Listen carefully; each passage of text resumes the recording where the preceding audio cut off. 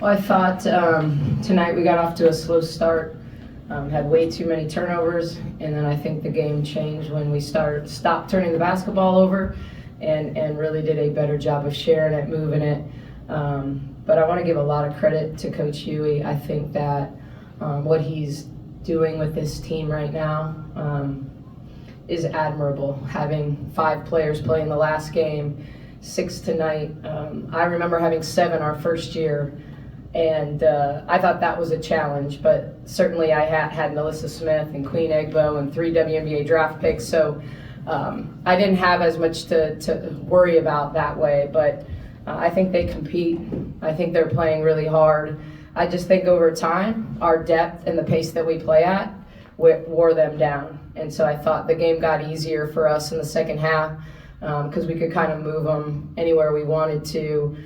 Just as they got tired, whether it was transition or in the half court. So good team effort by us, but really applaud how hard Houston is playing under the circumstances.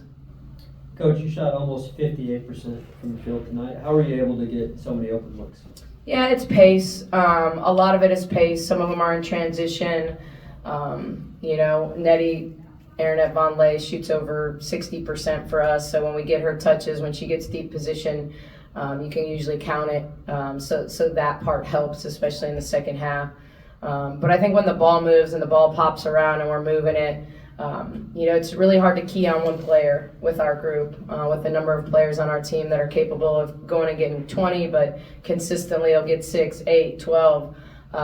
You got to guard everybody. So, our goal over the course of a possession is get the ball to the most open person. And so, when we have 29 assists on 37 baskets, that's Baylor basketball.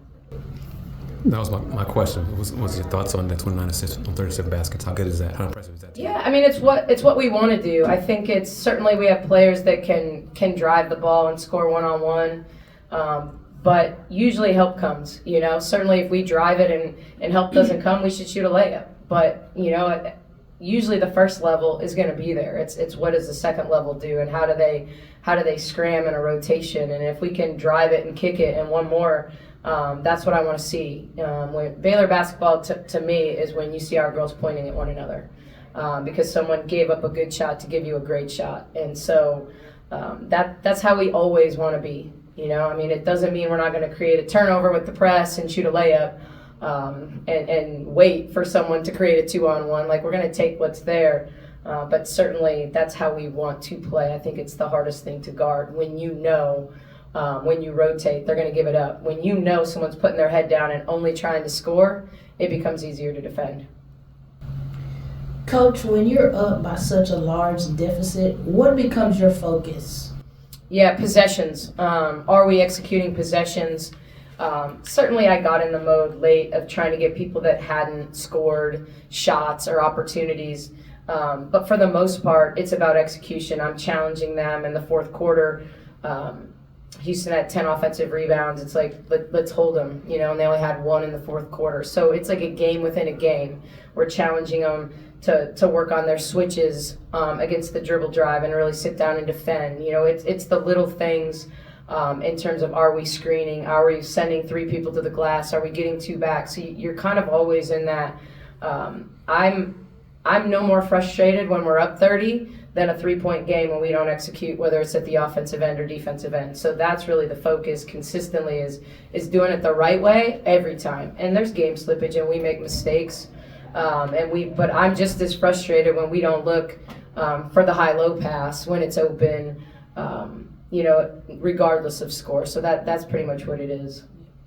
Was the decision to press just a result of the Houston's depleted roster? A little bit, and it's something we've been working on, to take down the stretch. I think also, I don't feel like we came out with a lot of energy to start the game. So I think, Tony Green coaches our defense. So I think from his perspective, I let him do that. And I at one point said, well, this is an interesting experiment right now. Because I thought there were times when they turned it over, but also times when they got to some easy shots early in the third. But it did create a tempo, and it made them think. And then we took it off. I don't know how good it is, and certainly we aren't going to use it for 40 minutes, but I don't think it was a bad time to create some tempo. We're scoring, jump in it, let's see if we can get a trap. So it's probably a little bit, but I think where we can wear people down is our pace on offense. Like, we don't necessarily have to press and make people play at 94 feet on offense when we're playing with pace from defense to offense. If we're converting and we're running and they're consistently having to run back, we're going to put pressure on their legs that way. How did you feel your defense performed tonight, holding Houston to just 31% from the field and only giving up 2 3-pointers? Yeah, I think the key thing for us, I'll tell you, is the 8 free throws after Cincinnati shot 30 against us in the last game.